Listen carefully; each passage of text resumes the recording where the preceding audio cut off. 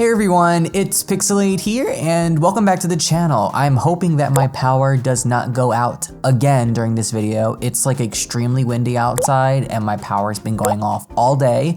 This is now the third time I've attempted to record this video, so hopefully this will be the successful attempt. Anyways, I hope you guys are doing well. I hope you are staying home, staying safe, and staying healthy. I am here with another Paralives Q&A update video. It's been a hot minute since I've made one of these, and instead of diving into tweets from the head creator and developer Alex, I'm actually going to be showing some recent tweets from another member on the Paralives team, Roxanne. Before we jump into things, a little disclaimer as usual. Not every feature discussed in today's video is a confirmed feature coming to the game. Many topics discussed in this video are for discussion purposes. So we are going to kick things off with a tweet from Roxanne on April 9th, which was actually yesterday afternoon. The tweet, hopefully this can clear up some of the confusion about game lighting. I hope the Discord screenshot isn't too hard to read. I've noticed some confusion concerning game lighting following our last video, so I spent a little while writing up this explanation. Usually, a video being pre-rendered means it was not captured in real time. The complex lighting effects, etc. were calculated only for the outputted images. Would you look at the scene in a 3D modeling software, they wouldn't exist there. This allows for much fancier visuals, but each frame is costly and sometimes very slow to render. This is how Pixar movies and the like are produced. Obviously, it is not viable for game making. It wouldn't make sense for us to use this method. Video game lighting comes in two main factors: real-time and baked. Baked lighting is pre-computed. The way it should fall and bounce is calculated in advance, then bundled into maps or probes. This allows for detailed indirect lighting, but makes it much trickier to handle moving objects and changing lights. Real-time lighting is, as its name implies, calculated and updated every frame. Thus, it cannot be as complex, but is well suited to motion and change.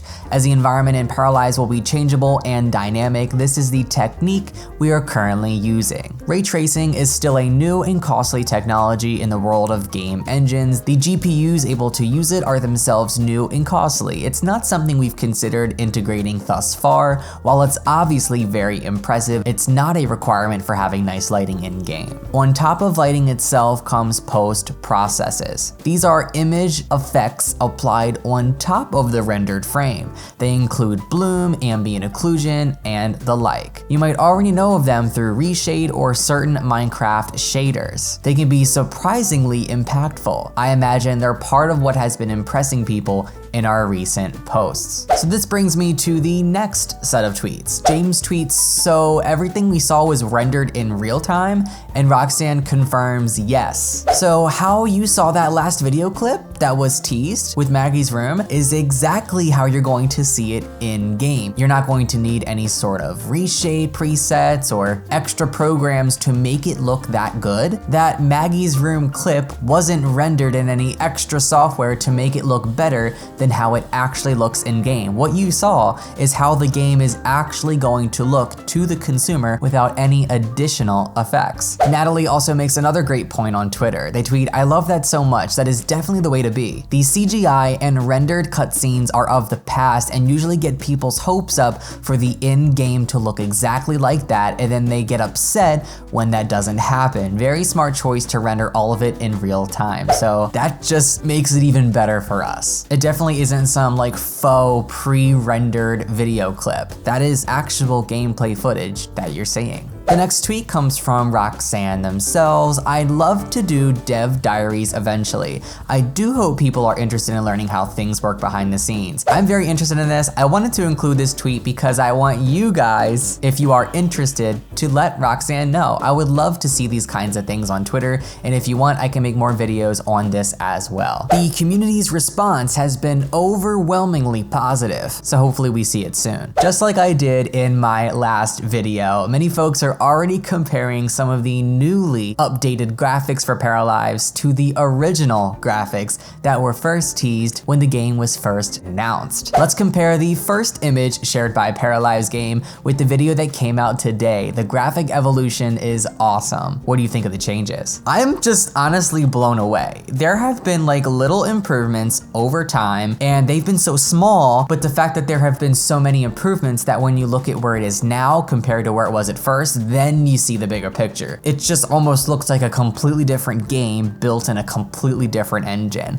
Like, I still would have loved the game regardless. If the gameplay was good, that's all that matters. But look at the image on the right, like, it's just mind-blowing. Though some people do prefer more simplistic graphics, would you guys have preferred the image on the left to be how the game looks in its final form? Let me know. Clarissa on Twitter tweets Roxanne, incredible. Is it clear that with this quarantine, you have more time? And this is definitely a topic that I wanted to bring up in a video. Many people think that because of quarantine, the developers are actually working on the game more. Some people think that it's hurting the game development, and Roxanne does reply and confirms, sadly, it's made things a bit more stressful for us as we can't work in person. So now that they actually have a little team, they can work together in person, but with everything that's going on, it kind of prohibits that. But I'm sure that they are finding ways to work around that so they can continue to be productive. I've been seeing a lot of tweets from Hemoglobin on Twitter. Another one of their tweets to Roxanne, when two paras have children in the genetics you are developing, could the children potentially have the genes of their grandparents? For example, the grandma has red hair and the kid's parents have brown hair and the child ends up with red hair. Roxanne replies, I imagine so. Traits being dominant or recessive is usually what's behind getting your grandmother's red hair. I would hope that a very in-depth genetic system would be implemented into this game, considering that it is a life simulation game. The next tweet was actually a tweet that was from an account that no longer exists, so I can't read it for you.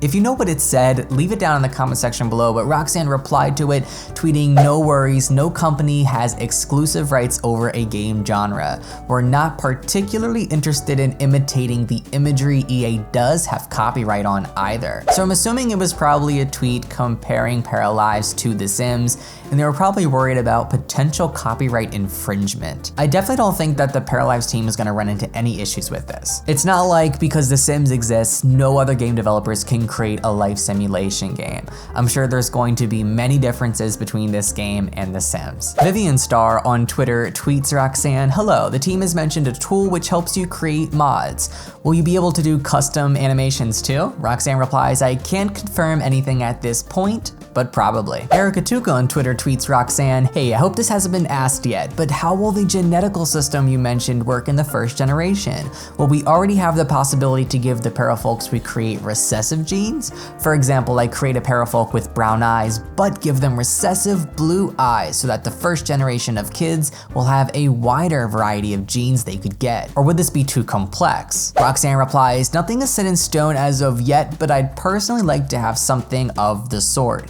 It could easily be part of a detailed customization mode in Paramaker mode. Oh my gosh, this sounds amazing. I don't think we could even create recessive genes for a sim in The Sims 4, can we? There might be a mod to do something like that, but wow, this would really give players like the extreme customization that they've been wanting for years. John on Twitter tweets, Alex, Paralives, and Roxanne, have you guys considered in-game politics? Like, could one of my characters run to be mayor of my town and have to shake a bunch of hands and set policy? Roxanne replies, I personally think it could be very interesting. Being able to run for office, hold fundraisers, direct community projects, etc., though it might be a bit much for the base game at launch. So Roxanne says it's on the table. It's definitely a topic of discussion, not confirming or denying it, but showing interest in it. It's pretty obvious it's most likely not going to come in the base game, but if this was in some sort of pack or free update in the future, I wouldn't complain. Luciana asks Roxanne if players will be able to adjust breast positions. And Roxanne replies, confirming for breasts, yes. Danny adds to the conversation, tweeting, would we have to adjust the breast size ourselves, or will we have preset sizes? Roxanne replies, it'll likely be a slider or push/pull control,